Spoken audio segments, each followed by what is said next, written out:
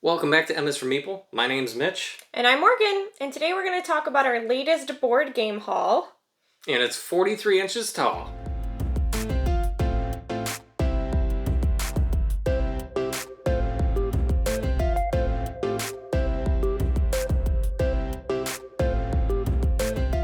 First up is Chronicles of Crime 2400 from Lucky Duck Games. And this is a cyberpunk crime-solving game where you're cooperatively trying to solve a crime, right? It's not competitive. Yeah, story-driven cooperative game like no other. Yeah, and it's got a companion app in it that is there voice actors in the app? We don't really know a whole lot about it. We haven't played it. We've heard good things about Chronicles of Crime. The theme of this one kind of spoke to us, the cyberpunkness of it. We've heard good things about this particular version. So we're excited to try it. The one thing I'm excited to try it is right on the back of the box it says no need to read the rules, just jump right in. Or just dive into the story. You're usually the rule reader. Yeah, so I assume the app is going to teach us how to play in like the first. Oh, kind of like Familiar Tales. Yeah, like Familiar Tales, to where it will probably walk you through the first scenario. Yeah, so that's what I'm really excited about. Anytime an app or a helpful how-to guide video teaches you how to play a game, I really like it because then I don't got to read a book. But and this one you don't have to have played the other Chronicles of Crime because it's a standalone game. Mm-hmm. So that's exciting. So if we like this one, then maybe we should try the other Chronicles of Crime. But, if we do, we'll pick them more up. Mm-hmm. Chronicles of Crime. Okay, next on the list of games we've purchased recently is Momiji. I think that's how you pronounce it. How would you pronounce it? Momiji. No, it's Japanese. No, it's definitely not Italian. You can tell I picked this game out and not Mitch. Momiji. That's the only way I'm like reading this in my head now. Right? I think that is how, not quite with that accent, but I think it's supposed to be pronounced Momiji. But in this game, this is a hand management set collection game published by Deer Games and Japanime Games. But it's a hand management set collection game where you are collecting trees that have fallen in the Imperial Garden of Japan. And there's unique player powers at play as well. I don't know too much about it, but it was a very pretty game, and it has really pretty artwork. And I kind of collect like nature games, so yeah, you do. Yeah, so I think this one would be a really fun one to add to that collection. How many people can play this one? 1 to 4, and it plays in about 30 minutes. Oh, so it'd be like a nice quick hitter. Yeah, I just really liked the art style of this game, and I'm really excited to try it. That's Momiji. Momiji. Next up, Magic Maze from Sit Down. I don't know if it's sit down games or just sit down. But anyways, it's a 1 to 8 player cooperative game to where your adventurers are looting a mall, essentially, trying to get equipment for their next adventure. The game plays in 15 minutes, but you're playing it in silence as each player can only move pawns in specific directions, and you're trying to get the pawns to certain locations on the board each time. The board kind of changes, I'm pretty sure, with different tile pieces, and there's certain spots on the board it looks like that you can go to pause the timer in order to discuss where you're trying to get your pawn, because I'm pretty sure the pawns have like secret locations to where you know where the blue pawn wants to go, and you'll know where the green one wants to go. It kind of seems like the Crew a little bit. Yeah. Where like we all are trying to complete different like objectives. Like I need to get this card. Right, but it's not a trick taking game. It's not a trick taking, but it's similar where it's like silent and you're at least that's how I think it is. Like, if it's not like that, then let me know. But like where it's like cooperative, but you're all trying to accomplish individual goals together. Yeah. That's how the lady explained it to me. So I'm really excited to get this to the table because it's 1 to 8, and I think this would be a really interesting party game with our families. Oh yeah, that's a great one to add. We always need more. Potentially. Might be a great one. Might be a dud. Yeah, that's true. Yeah. Let us know if you played this, if you like it. Yeah. It looks interesting. I'm really excited about it. I wonder what the complexity is. Like, Like if it's an intro game? It seems or... pretty simple. It says 8 and up, so you can play it with kids. Okay. Yeah, it's just I don't know if you have like different cards that move the pawns, or what, but it kind of looks like there's cards. Yeah, it kind of looks like you have a different series of cards to lay down to move the pawns in certain directions. But Okay. I don't know. Magic Paint. What you got next, Morgan? Next we have Three Sisters by 25th Century Games. Three Sisters is a roll and write game. It's a heavy roll and write game about backyard farming.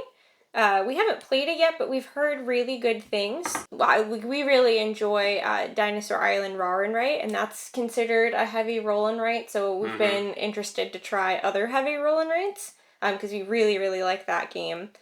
So when Three Sisters came out, I really like Stardew Valley, and this kind of gives you, I feel like, a similar vibe about like farming and planting, and so I'm very excited to try it. I have heard really good things. It's really cute and pretty, and trying to get into more heavy rolling rates. Yeah. So yeah, that's Three Sisters.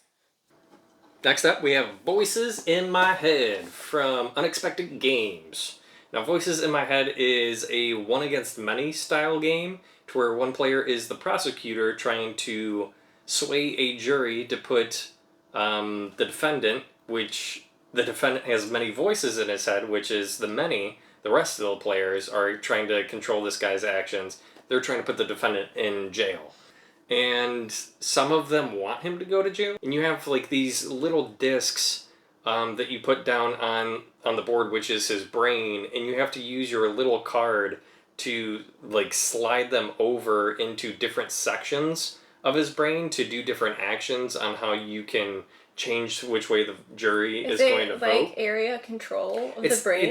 It is a bit area control with the brain, because it's like the different voices will be trying to control different parts of his brain. Okay. While the prosecutor's also putting in, I believe, their own thoughts into the guy's brain, trying to like convince him. Determine what wins out and what happens. Yeah, to determine like how, like what he's gonna say. And there's also like judge cards, I think, that come out, or like evidence cards or something that like, oh yeah, it's a little bit of story of what happened, and then like depending on like how it goes from there, then you reveal the next little part of the card because you hide it a little bit. I don't know. I saw Rodney Smith do a video on this, and with the board, it seems like a nice table presence because it's these clear plastic pieces that are above the brain that you're trying to push onto the spaces. It looks pretty cool too. Like it's like a head, and then you see the brain outline. Right, because if you push someone else's token off of the little pedestal that it is above the brain, if you push their pieces off, then they lose that like little influence token, and they're short on trying to get this guy to do crazy stuff. That seems cool. We haven't played very many like one versus many. I would like to though. That's a style of game I would like to dive deeper in. Yeah, so I'm curious to see if we'll like this one or not. Because I know there's been some other one versus many games we've wanted to try. So Voices in My Head. Check it out. Or let us know if you have checked it out. Right. Because we don't know if it's good or not. Next on our list of games we've purchased recently is Rome by Red Raven Games. I have been looking at Rome for a long time. I really like good artwork and games that have like flavor text and story. And I originally saw this game where it had like metal like frog coins, and I thought it was the coolest thing ever. So I finally pulled the trigger and purchased this one, and I had to get the metal coins also. That's the whole reason why you got the game. Well, because I saw them first, and I thought they were really cool. But anyways, in Rome, it's like an area control game, like light area control. Basically what it is you have these character cards, and on one end is a character, and on the other side is a map.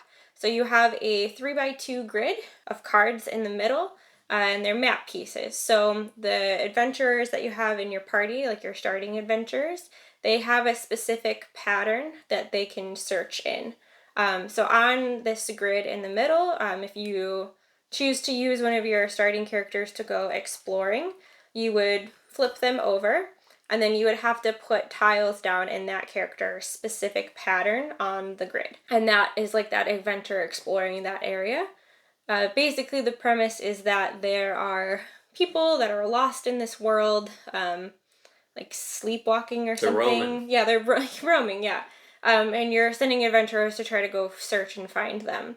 So basically, everyone just kind of takes turns flipping over their character cards and placing their tokens down in each character's specific pattern until a card is completely filled. So once all 6 tiles have been filled up on a card, whoever has the most control, most tiles on that card, wins the card, and they have found the adventurer, and they get to claim it. So they get to flip it over, that map piece over, and it's another character that they can use to go find more characters. And they all have different patterns of where they can put their tiles. You can also collect coins too along the way, which can let you do additional actions or special actions on your turn. It's very quick, very cute game, very thematic. I really liked it. It's like simplistic. Like it's a very easy game, very simple, but it has the theme plays really well into this game. And the artwork is just gorgeous. We gotta play with the artifacts though. Yeah, we haven't played with the artifacts, and we haven't played with the gem expansion that I purchased also. So we still need to play with those. But yeah, we really like this game. It's very, very beautiful. That's Rome. All right, next up, it's another Red Raven Games, 8-Minute Empire Legends. And this one is another simple area control style game. Yep. To where you're building a small empire, trying to control different islands in the 4 different tiles, which you can arrange in almost any fashion or in a T shape, I think, for your first game. Yeah, as long as the dotted lines of the connect. Islands are connected. You can rotate them however you want as long as the dotted lines connect. But, I mean, it's just another quick Ryan Lockett game. You're just, on your turn putting out more people based on, like, the cards that you draft. Or it's also got a bit of set collection as well with drafting the cards to where you might be drafting cursed cards or noblemen or mythical creatures or fiends or orcs. And it's like, depending on how you're drafting them, might score you different points at the end of the game. But they also give you the actions that you'll do. Build cities, place armies, move faster across the water, all that sort of stuff. It's quick hitter, quick game, and we did purchase the Legends version. There is a normal 8-Minute Empire game, and then this is kind of like the second iteration of it, and it just kind of adds like a fantasy theme to it. So this one kind of spoke to us a little bit more than the original 8-Minute Empire. Yeah, again, it's Red Raven, so the artwork is gorgeous, and we must have all of them. That's 8-Minute Empire Legends. All right, next we have another Red Raven game called City of Iron, and this is the 2nd edition. So like I said, once you played a few Red Raven games, I immediately wanted all of them. So I looked them up, and this game I think is actually out of print now. So I found this one on eBay, and it's in very good condition. It's still pretty available secondhand on the internet, and it's not terribly expensive. I think I got this for $60, which is about the same price as that's what you would have paid for a normal board game. So I mean, it's in good condition too. The box is really nice. I don't see it dinged up at all. This version it's 2nd edition. But it's actually unpunched, this one, so it's practically brand new. But in the City of Iron, I was excited to get this one because this one has a little bit of a deck building mechanic, and we really love deck building games. But the artwork in this is just amazing. Basically, each player controls like a different race. Yeah, it's everyone just trying to like build up like the best city, and there's all these different like landscape cards that you can play, and those landscapes you can build certain features in that landscape, like certain building types. But yeah, it has a little bit of a deck building element, so that really intrigued me. And I'm just excited to have another Red Raven game in our collection. Yeah, City of Iron. And I've heard really good things about this one, too. I really like all the art in all his games. Like, they you can tell a Ryan Lockett game just from the art, and I don't know, it's very I easy feel on like the they're eyes. just collection pieces. Like, once you see one, like they're like you said, they're artworks. You know, City of Iron. We're very excited to play this one. Mm-hmm. Let us know if you've played it, what your thoughts are. Yeah, I don't hear too many people talking about it, but it is a little bit of an older game now. Mm-hmm. So, yeah, City of Iron. City of Iron. Now we're talking about Unmatched, the Buffy the Vampire Slayer version from Restoration Games. It's a 2 to 4 player game that takes about 20 to 40 minutes. And in this version, you have Buffy, Spike, Willow, and Angel, all from the Buffy the Vampire Slayer series. And this is actually a reskin of an old Star Wars game. Restoration Games always dusts off old mechanics, and it was an old game. I can't remember what it was, like Jedi I didn't Battles. know that. You didn't know that? No. Yeah. So the Unmatched series is a reskin of that Star Wars battling game, to where it takes the exact same mechanics and just uses characters like Buffy the Vampire Slayer, or a lot of like folklore characters for the other versions that are like royalty free, to where there's no copyright on them because they're so old, from like Victorian novels and everything like that. But the one thing I really like about this game, in the battle lane, not only are you playing cards that says like, oh, your character does a cartwheel to dodge this attack, and like then like you can react with like another card, but the way it does line of sight on the board is just the different circle spots on the board have various colors, to where if you're on a green spot and your enemy's on a green spot, you have line of sight. There's That's no an need, interesting mechanic. there's no need to like measure it or like pull out a ruler to see if you're on it. It's just if you're on the same color space in this library or wherever they are. They're probably at the high school in this one. Does it say? They should make D&D maps like that. It'd be nice. That would make things so much easier. Oh, the Bronze in Sunnydale High. So the Bronze was like the club that they went to in Buffy the Vampire Slayer. Okay. And Sunnydale High was the high school that they went to in the first half of the show, and like first 4 seasons I think they were in. Yeah, so we really were excited about the Buffy the Vampire Slayer characters. Like Mitch said earlier, there's a whole bunch of different versions of Unmatched with a whole bunch of different characters. I think they're coming out with a couple Marvel ones soon. So if we like these ones, yeah, definitely get the Marvel I'm ones. a big fan of Squirrel Girl and Miss Marvel, and they're coming out with a Teen Spirit Unmatched, which have both of those characters in it. So very excited for that. But I do love Buffy, so I'm glad that we got this version. Mm-hmm. It's fun. Unmatched. Let us know if it's any good, or if we should get other characters. Yeah. But yeah, keep it brief, keep it light. Let's keep on going. Alrighty. Next up we have Above and Below. Again, another Red Raven game. I've been looking at this game for a really long time. I've always seen it like on the shelves at our friendly local gaming store. Until I actually wanted to purchase it, and then it seemed like you couldn't find this game anywhere. Our friendly local gaming store didn't have it. Anywhere I checked online, I couldn't find it. I feel like the reason why is because his new game came out, the third one in the series. Yeah. What's the third one called? Now or Never. Yeah, that one came out to where like this one flew off the shelf right when you decided to pull the trigger on it. Well, it's crazy because you can still find Now or Never and the second one in the series, but you couldn't find this one anywhere. It was just out of stock everywhere. So I finally found a store online. I don't even remember where I got it from. But I finally found a copy, and I was like, you know what? I'm just pulling the trigger. I'm buying this game because I was scared that it was going to go out of print, and I really wanted it. So in Above and Below, you are building a village. You're trying to have the most successful village. You can recruit new villagers. You can build houses above or in the caverns below. But the coolest mechanic in this game is when you take the explore action.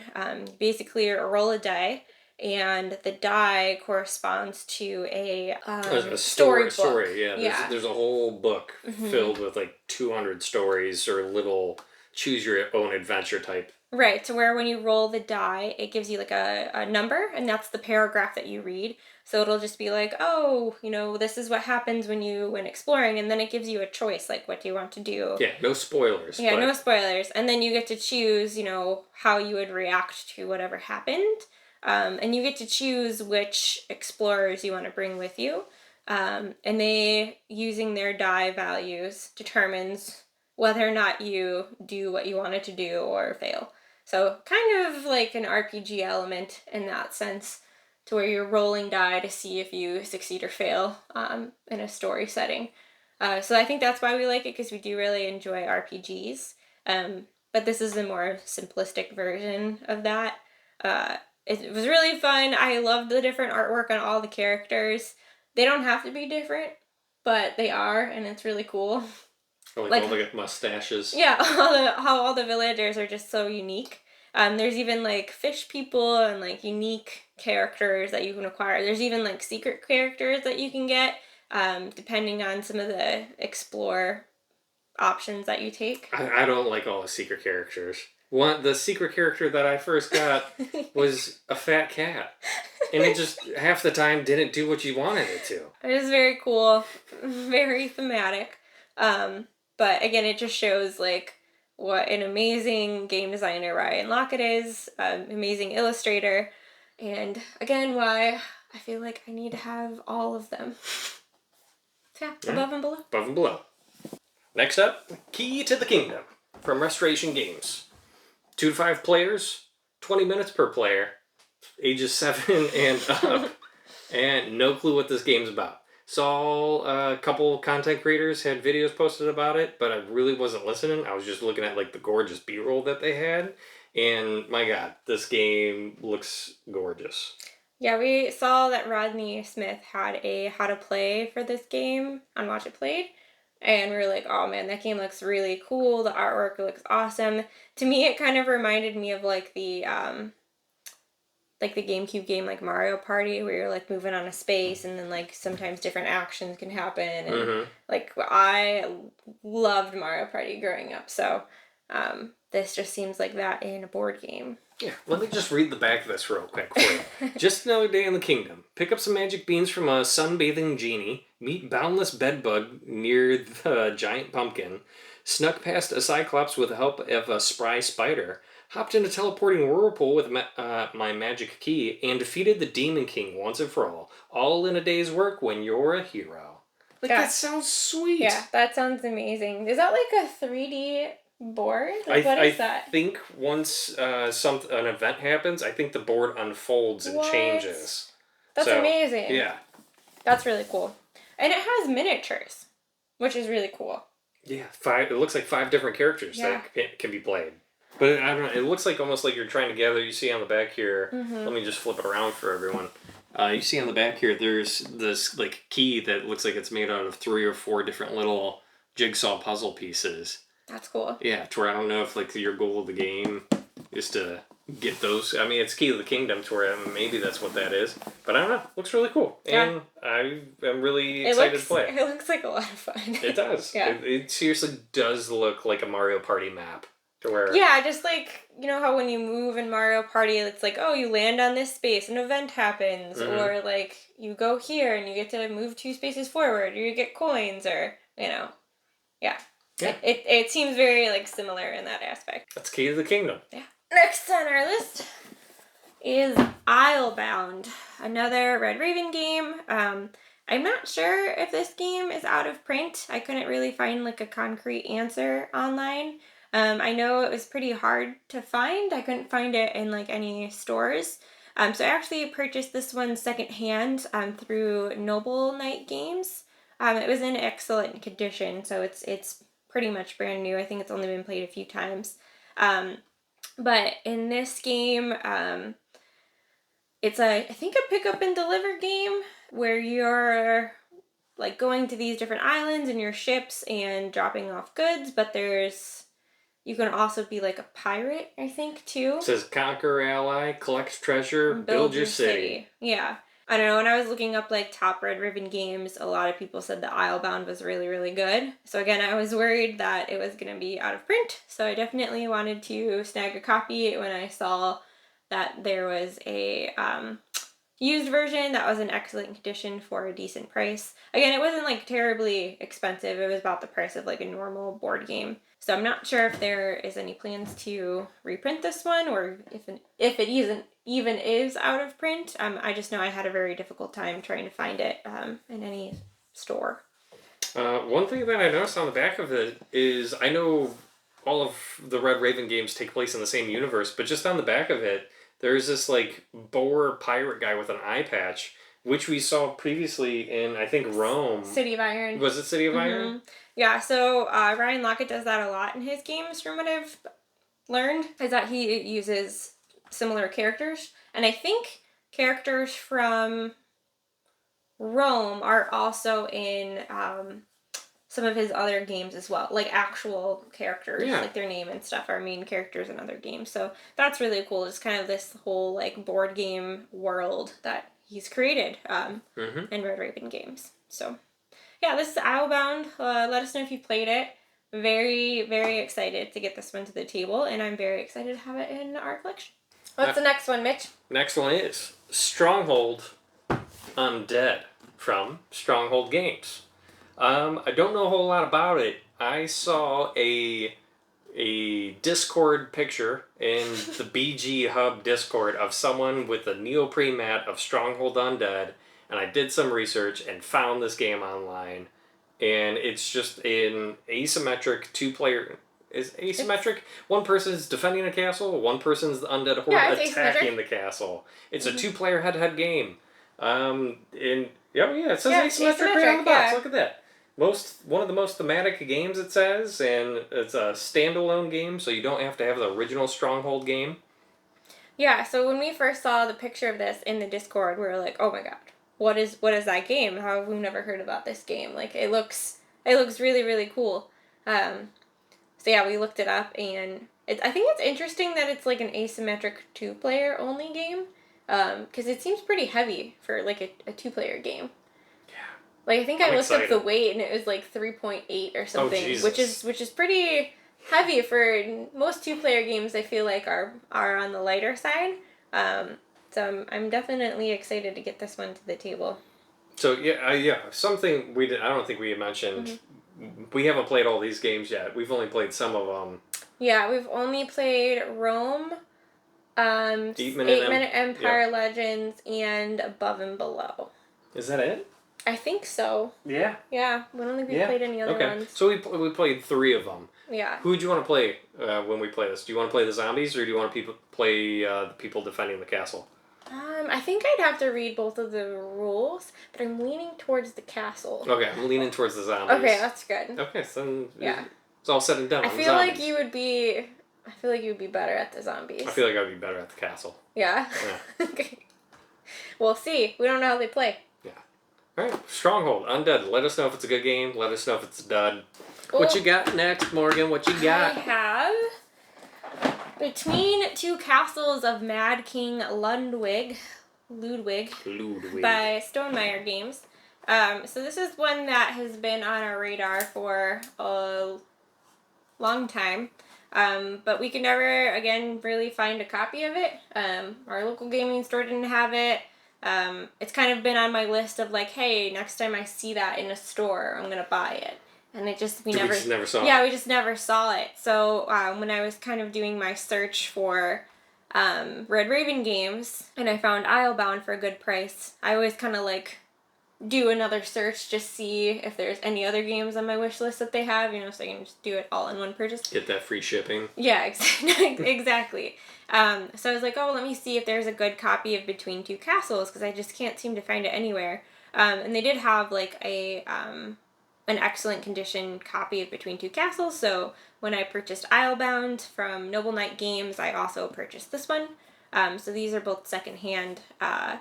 But I've heard really good things about this. This game is a combination of 2 different games, a combination of Between Two Cities and Castles of Mad King Ludwig. We haven't played either of those, but we've heard that this is kind of the best of both worlds between those games. And it's pretty cool because we've never played it, but Yeah. you are You're working with the player to your left and the player to your right to build a castle, right? yeah. It plays up to 7 people. So it's cool because we can play this with our families. It's kind of a higher player count game. You need a minimum of 3 to play it. But yeah, this is Between Two Castles of Mad King Ludwig. I am very excited that this is part of our collection because we've been wanting to add this for a long time. So I'm glad I purchased it. Mm-hmm. Yeah, Between Two Castles of Mad King Ludwig. The last game over on my pile is Empires of the Void 2, once again from Red Raven Games. Morgan showed me this game because she has said she's on a Red Raven Games kick, everything designed by Ryan Lockett we need. And when she showed me this game, I think I ordered it within the hour. I was at work and ordered it. Yeah. I was like, yeah, a space Ryan Lockett game? Sign me up. What are you doing? Exploring the fray of the galaxy, trying to conquer like the solar system? I think so. Yeah, I've heard about this game around your birthday in February, and I almost purchased it for you. Because I came across the first version of this game, Empires of the Void, which I don't think is in print anymore. But the artwork on the box of that one looked really cool. It had like all of these different alien races. But then they made Empires of the Void 2, which is kind of like the second iteration of it, where they've kind of refined the rules and kind of tweaked some things. But I didn't end up pulling the trigger for your birthday. And then when I kind of got on this new Red Ribbon Games kick, I showed it to you and you're like, I need that. I had to buy it myself. Sorry. Could have been a gift, but no, I had to buy it myself. You got plenty of other board games for your birthday. I did get plenty. But look at the ships. I know. The ships look fantastic. Yeah. We'll spin it around for you. Get a little peek of that. Yeah. That gorgeous art. We've heard really good things about this one too. It's a 4X game, which we've never... I don't know what that even means. I don't think we've played any 4X games. What is that? It's like exploration, civilization. I don't know what the 4X stands for. There's 4 things. Yeah, if you know what 4X means, let us know. Let us know. If you know what Eurogame means, tell us the difference between that and 4X or Ameritrash. Define all of those separately and clearly for us, because I don't know what I like. I know I like deck builders. Maybe I like 4X games. I don't know. Yeah, I feel like a lot of like big spacey games are 4. Like I'm pretty sure Twilight Imperium is considered a 4X game. We haven't played it. We haven't, but I feel like I've heard people refer to that as a 4X game. Okay. I don't know. So this will be a new mechanic for us to explore. But yeah, I think that's one of the X's, is exploration. You're going to different planets and you're exploring them. I don't think it's 4 X's. I don't think it's like... Yes, it is. We'll have to look it up. I've looked it up. And I don't Clearly, remember. You don't know what it is. And yeah.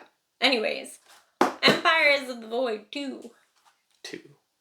So, Morgan, what's your last game? I mean, it's our last game, but yeah, the last one that I have is Near and Far, the sequel to Above and Below, again by Red Raven. So we really liked Above and Below, as we've mentioned in this video. So the last time we were at our local gaming store, I wanted to get the sequel called Near and Far. So in this one, it's kind of like a storybook exploration game. Let's just read the back. Near and Far, search for a lost city in a strange and wonderful world of ruins. Manage and recruit adventures, each with a unique identity. Read from a book of stories, creating a memorable tale each time you play. Choose your path and connected quest lines. Includes a gorgeous atlas of 11 maps to play on. Buy skills for your character over a 10-map campaign. It's 2 to 4 players and plays for 90 minutes. Heard very good things about this one. We definitely wanted to play this one first before we get the new one that just came out. But we are going to get it, right? Yeah, no, well, every Red Raven game we're going to acquire. Which ones don't we own? We still need... Now or Never. Now or Never. We need the Ancient World. We need Haven. Alright, whatever. Let's just keep going. Anyway, so this is Near and Far. It's just kind of like another storybook game. We really liked that aspect of Above and Below, so it seems like this game kind of takes the storybook aspect and kind of expands upon that. So I'm very excited for that. Should be fun. If it's half as fun as Above and Below, then it's still going to be a lot of fun. I agree. Very excited to play this one, and it is a very heavy box. Alright, so those are the games in our recent haul, I'd say over the last few weeks or so that we've acquired. March till now. I think like the first or second week of March. Yeah, that's till fair. now. So a little over a month of board games. And it's 43 inches tall if you stack them all. Yeah, we've measured with the tape measure. Mm-hmm. We have more on the way. So we definitely need to start looking at some more shelving solutions. Gotta get a Billy. Yeah, we gotta get a Billy shelf to get our small box games off of our main shelf so we can. They take up so much space. They do. Well, we have so many little ones. Mm-hmm. We're not gonna stop buying board games. That's true. That's not gonna happen. That's not on the table. We either need more storage solutions or we need to kind of trim the fat of our. We'll trim the fat and get a better storage solution. There we go. So we'll do both. Best of both worlds. But we ain't stopping. No, yeah, it's a problem. But it's a good problem. I was gonna say, who has a problem with it? My wallet. Yeah. Yeah, our bank account. But anyways, let us know if you played any of the games that we talked about here today. If you're interested in any of these, make sure to check your friendly local gaming store. For us, that is Recess in North Olmsted, Ohio.